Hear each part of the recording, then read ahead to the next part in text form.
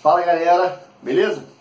A aula de hoje vai ser de óptica geométrica e dentro da óptica geométrica a gente estuda basicamente a luz, né? Como nós já vimos em aulas anteriores, e essa luz ela pode sofrer, basicamente a gente estuda dentro de óptica dois fenômenos, tá? Em que esses dois fenômenos são a reflexão, que nós já vimos, né, nos espelhos e tal, e a refração, tá? Então na aula de hoje nós vamos estudar a refração da luz, tranquilo? E essa refração da luz, basicamente, é quando a luz passa de um meio para outro, tá? Dentro da refração existe um conceito importante, uma grandeza física importante, que é o índice de refração. O índice de refração a gente representa com a letra N, N de neném, N de nada, beleza? N minúsculo, tá? E aí, esse índice de refração é a base para toda refração da luz, tá? Então, a luz ela só vai sofrer refração. O que significa refração? Antes da gente começar, refração é quando a luz passa de um meio para outro, tá? E aí, quando eu digo de um meio para outro, eu estou dizendo meios diferentes, com índice de refração diferente, basicamente com densidade diferente, quantidade de moléculas diferentes, tá? Por exemplo, nós temos uma quantidade de moléculas na água, né, no estado líquido, e temos a quantidade de moléculas da água no estado gasoso, né? Nós temos uma quantidade de moléculas num vidro, nós temos uma quantidade de moléculas num plástico. Então, dependendo do material, dependendo do seu estado físico, né, você tem uma quantidade de moléculas presente, mais próximas, mais afastadas. Então, essa quantidade de moléculas mais próximas ou mais afastadas nos dá, basicamente, o índice de refração. Então, esse índice de refração, resumidamente, seria a quantidade de moléculas que existem num certo meio, tá? Ar, água, vidro, álcool, beleza? Ar quente, ar frio, tá? Então, a quantidade de moléculas presente num certo meio, uma certa substância, vamos dizer assim, determina o índice de refração, tranquilo? Esse índice de refração, ele é uma grandeza adimensional. Como assim adimensional? Ele não tem dimensão, ele não tem unidade, tá? Por quê? Porque o índice de refração ele pode ser calculado, por exemplo, dividindo a velocidade da luz no vácuo, que a gente representa com a letra C maiúscula, tá? Uma representação de velocidade da luz no vácuo, que é aproximadamente, ó, aproximadamente tem dois valores para essa luz no vácuo, tá? 3,10 elevado a 5 quilômetros por segundo ou 3,10 elevado a 8 metros por segundo. Professor, qual dos dois valores eu vou usar nas questões, né? Uma determinada questão. Bom, depende do valor, por exemplo, da velocidade da luz, né? Que vai passar num certo meio, né? Numa certa substância, né? Então, por exemplo, vamos dizer que eu quero calcular o índice de refração de um vidro, de uma camada de vidro da janela. Tranquilo? E aí, para calcular esse índice de refração do vidro da janela, né? E aí depende de cada vidro, né? Esse vidro da janela, eu tenho que te dar, por exemplo, a velocidade da luz que ela passa nesse vidro, tá? Então, se eu te disser que a luz atravessa essa camada de vidro da janela com uma velocidade de tantos metros por segundo, e em cima eu vou usar qual unidade? Metros por segundo. Se embaixo, se na velocidade do meio eu disser que essa luz passa por esse vidro, né, ou por um meio qualquer, uma velocidade em quilômetros por segundo, aí em cima, velocidade da luz no vácuo, eu vou usar 3,10 a 5 km por segundo. Então, resumindo, para eu encontrar o índice de refração por essa formulazinha, eu tenho que ter os valores das velocidades no vácuo, da luz no vácuo e da luz num certo meio, na mesma unidade, utilizando a mesma unidade. Então, se eu der a velocidade da luz no meio em metros por segundo, em cima tu vai usar em metros por segundo. Se eu der em quilômetros por segundo, em cima tu vai usar o valor em quilômetros por segundo. Tranquilo? Que aí quando você for dividir os dois valores, as duas unidades vão cortar, vão se anular, vai sumir. Então só vai ficar o valor, tá? O númerozinho. Então esse índice de refração é um número, tá? Que a gente representa basicamente, ó, só para vocês terem uma ideia, o índice de refração do ar ou do vácuo, ele é considerado o mesmo, não é o mesmo valor, mas ele é considerado no ensino médio para fazer as questões, né, de concurso, vestibular, qualquer tipo de concurso militar. Você pode adotar o índice do ar como sendo 1, beleza? E aí, esse valor não tem unidade, ele é só um valor, tá? 1, 1,2, 1,5, 2,3, 2,4, beleza? Esse valor do ar é 1, mas você não precisa gravar todos esses valores. É bom gravar o do ar, tá? Os outros valores, vidro, água, você não tem que saber isso, tá? Isso vai ser dado na questão, ou ele vai pedir para calcular, tá vendo? Outra coisa é o índice de refração relativo. Índice de refração relativo significa a relação entre dois índices de refração, né? O índice de refração do ar, quando o vidro do ar com a da água, ou do vidro com a água, ou seja, dois meios diferentes, né? Então, para relacionar os índices de refração, eu faço uma igualdade e relaciono assim, ó. Índice do meio A sobre o índice do meio B é igual ao contrário dos meios, ó. Velocidade da luz no meio B sobre a velocidade da luz no meio A. Tranquilo? Então, repara que aqui, ó, tá ao contrário daqui, né? NA sobre NB, VB sobre VA. E está ao contrário o índice de um meio com a velocidade nesse meio, porque o índice de refração ele é sempre inversamente proporcional à velocidade da luz que passa por ele. É só observar aqui a equação, ó. Olha aqui, ó. O índice de refração, ele é matematicamente falando, né, inversamente proporcional, né? Quanto menor a velocidade, maior o índice. Quanto maior a velocidade, menor o índice. Então, quanto maior, menor, quanto menor, maior. Maior, menor, menor, maior. Inversamente proporcional. Tranquilo? Dá para gravar assim. Então, se o índice é maior, a velocidade é menor. É mais lento. Se o índice é menor, a velocidade é maior, é mais rápida. Beleza? A luz passa mais rápida ou mais devagar. Tranquilo? Um detalhe importante é que quando a gente olha, por exemplo, para o Sol ou para as estrelas, vamos botar o Sol, que é a estrela mais próxima da gente, né? Quando a gente está olhando para o Sol, por exemplo, ou para qualquer outra estrela, né? Ou para qualquer outro planeta, qualquer coisa que esteja no céu, tá? Quando você observar alguma coisa no céu, algum astro no céu, por exemplo, o Sol, né? Na verdade, você está vendo ele, imagina você está na praia, vendo o Sol se pondo, beleza? Aí ele está lá em cima, né? Por exemplo, na linha do horizonte lá da praia, você está vendo ele ali quase se pondo. Quando você estiver vendo o Sol quase se pondo, ainda estiver vendo uma parte dele, na verdade ele já foi embora. Na verdade ele já se pôs, né? Então a galera que fica dando tchauzinho lá pro Sol, tchau, Sol! Na verdade o Sol já vazou, né? O Sol já foi embora há muito tempo. Então o Sol ele já se pôs, ele já foi embora. Mas por que se eu estou vendo o Sol ali? Como assim? Isso é loucura, né? Não, é porque a luz ela sofre um desvio, né? Lembra o que é refração da luz? Que representa a refração da luz? É quando a luz passa de um meio para outro. E quando ela passa de um meio para outro, cujos índices de refração são diferentes, normalmente ela sofre um desvio. Por que normalmente ela sofre um desvio? Tem hora que ela não vai sofrer desvio? Ficou confuso, né? Então vamos lá. Aqui, ó. A única possibilidade da luz não sofrer um desvio, desvio de trajetória, desvio de caminho, beleza? Que eu vou mostrar aqui já, para ficar mais fácil de entender, para fechar.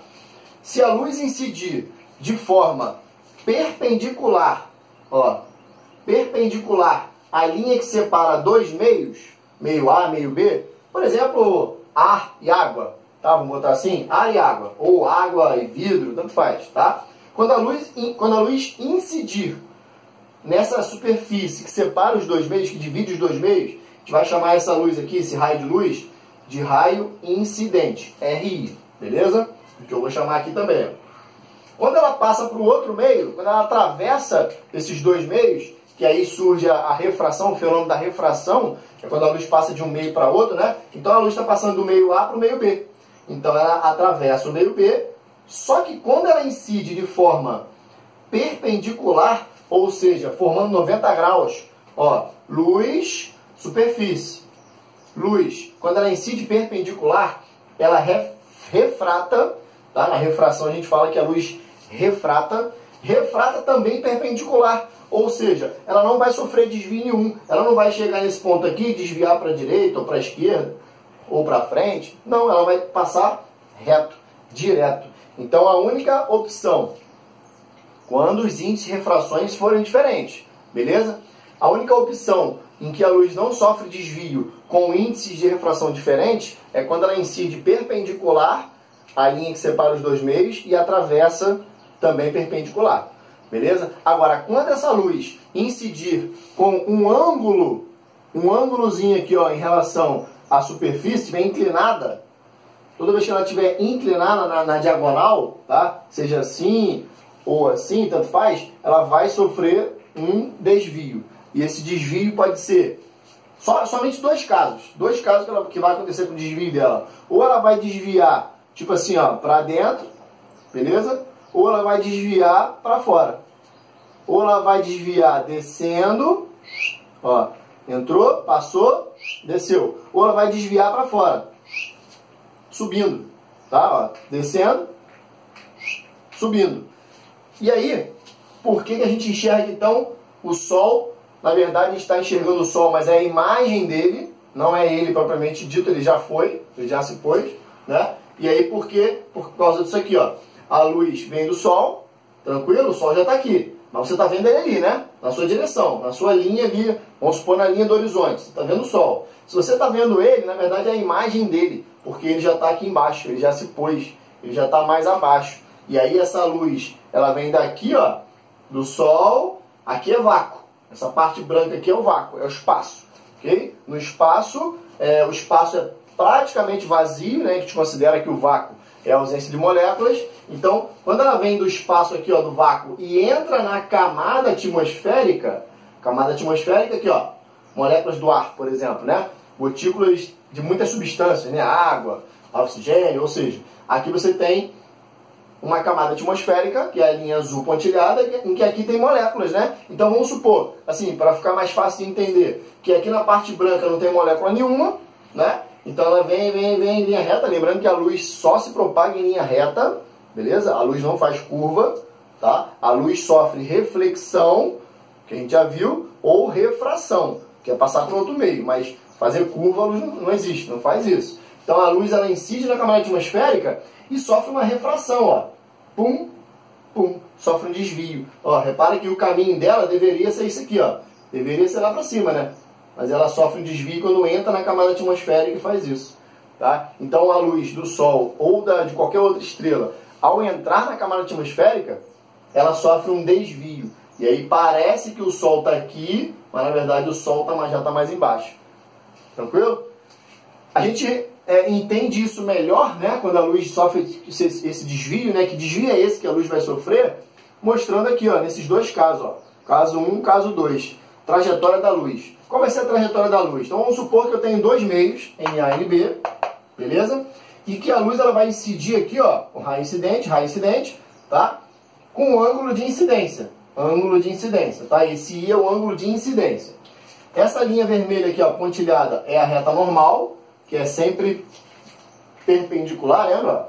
A reta normal, ela é sempre perpendicular, 90 graus com a superfície. Essa reta normal pontilhada é que vai nos guiar para saber para onde a luz vai desviar, tá? Então, linha normal, reta normal, perpendicular à superfície, beleza? E aí, quando a luz incide com esse ângulozinho aqui, ela incide, e olha só, ela deveria seguir essa linha pontilhada aqui, ó, quando passa do A para o B, né? Só que ela não vem para cá, ela desvia para cá, ó. Ela sofre esse desvio. Então, ela era para vir para cá, e ela sofre esse desvio e vem parar aqui, ó. Então, repara, a luz tinha que vir para cá, ó, vou botar com outra cor. Ela tinha que vir para cá, acaba vindo para cá, ó. Então, ela sofre um desvio na sua trajetória, beleza? Esse desvio na trajetória é o que acontece aqui, ó.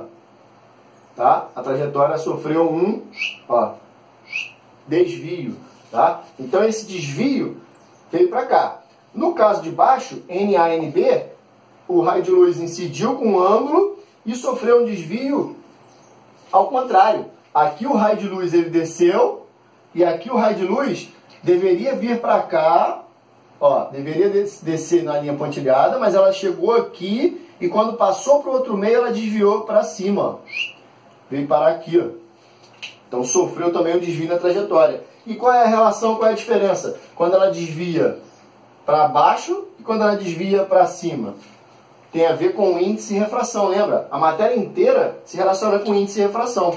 Então, se o raio de luz passa do meio A para o meio B, né? E aí você só tem como saber isso aqui, se ela vai desviar para baixo ou para cima, se você souber isso aqui, ó. Você tem que saber essa relação aqui, ó, do índice e refração do meio A em relação ao meio B. Então, quando o índice e refração do meio A, de cima, parte de cima aqui, ó, for menor do que o índice e refração do meio B, significa que, olha o inverso aqui, ó, índice e velocidade, ó, inversamente, lembra? Ó, quando o índice for maior, velocidade menor. Quando o índice for menor, velocidade maior. Então aqui, ó, a luz está passando de um meio A, que é menor do que o meio B, né? De um meio menor para um meio maior. Se a luz passa para um meio maior, a velocidade diminui. Aqui, ó, a velocidade do B é menor do que a do A, né? Então a velocidade aqui no A é maior do que a velocidade no B. Então quando chega no B, a luz perde velocidade. Ao perder velocidade, ela cai. Beleza? Desvia para baixo. Aqui é o contrário. Só tem dois casos. Se você gravar um caso, o outro é o contrário. Ó. Aqui é o contrário. O índice do meio A, que é o de cima aqui, ó, é maior do que o índice de baixo, que é o B. Tá? Então, quando a luz incide aqui, ela passa de um meio maior para o menor. Se a luz está passando por um meio menor, o que acontece com a velocidade? Aumenta. Se a velocidade aumenta, ela sobe. Tranquilo? Eu dou sempre um exemplozinho nas aulas, para gravar, para ficar mais fácil de gravar, né? Quando desce, quando sobe, né? Eu dou um exemplozinho do avião. Imagina um avião. O avião está vindo, está começando a descer. Tá? Ele vai querer pousar. Ele vai descendo, descendo, descendo. Aí, alguém lá do aeroporto avisa para ele não descer agora. Não é para ele descer agora. Aí ele tem que fazer o que para não descer? Aumentar a velocidade. Se ele aumenta a velocidade, ele sobe. Se ele aumenta a velocidade, ele sobe. E se ele está descendo e o aeroporto, né, autoriza a ele descer, a ele desembarcar, a ele pousar, o que ele faz? Está descendo, tá descendo. Se for autorizado, ele começa o quê? A perder, para ele pousar, ele tem que perder velocidade, né? Aí ele perde velocidade e vai descendo. Então lembra, ó, perdeu, tá vindo, perdeu velocidade, desceu. Tá vindo, ganhou velocidade, subiu. Perdeu velocidade, desceu, ganhou velocidade, subiu. Tranquilo? E a relação dos ângulos fica assim, ó. O ângulo de incidência vai ser maior do que o refratado, porque ele desceu. Então o ângulo diminuiu aqui, ó. Então o ângulozinho diminuiu. Então o ângulo I é igual maior que o ângulo de refração, tá? Ângulo incidente, ângulo refratado. E aqui é o contrário. O ângulo I é menor do que o ângulo de refração, porque ele subiu. Se ele subiu, se o raio de luz subiu, abriu mais um ângulo, aumentou o ângulo, né? Então, esse ângulo aqui passa a ser maior do que esse, tá? E aí, para a gente poder calcular algumas coisas aqui, por exemplo, qual é o índice de refração, tendo esses ângulozinhos nas questões, né? Como é que pode cair isso numa questão? Ele pode falar os ângulos, incidente, refratado, né? Pode falar o índice do A e pedir o índice do B, ou dar o índice do B e pede o índice do A, né? O índice de refração, e aí a gente usa a lei de Snell-Descartes.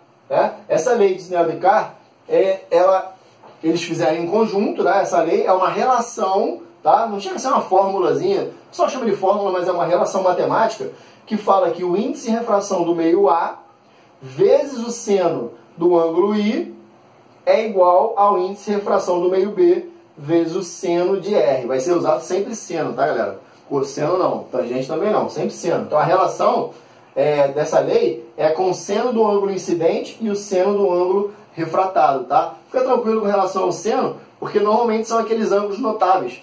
E esses ângulos, esses valores de seno, né, nessa parte da matéria, ele dá na questão o valor, tá? Seno de 30, seno de 45, seno de 20, seno de 50, sei lá, ele tem que te dar na questão, tá? Você não precisa gravar isso daí, beleza? Então, a lei de Snell, na época que eu estava estudando, eu gravei da seguinte maneira, ó. Como assim? NA seno I, NB seno R? Eu gravei assim, ó.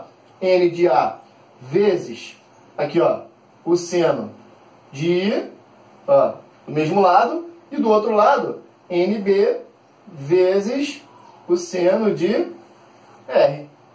Então, o produto do índice vezes o seno do ângulo I é igual ao produto do índice do outro meio, né, vezes o seno de R. Aí eu gravei essa relação, tranquilo?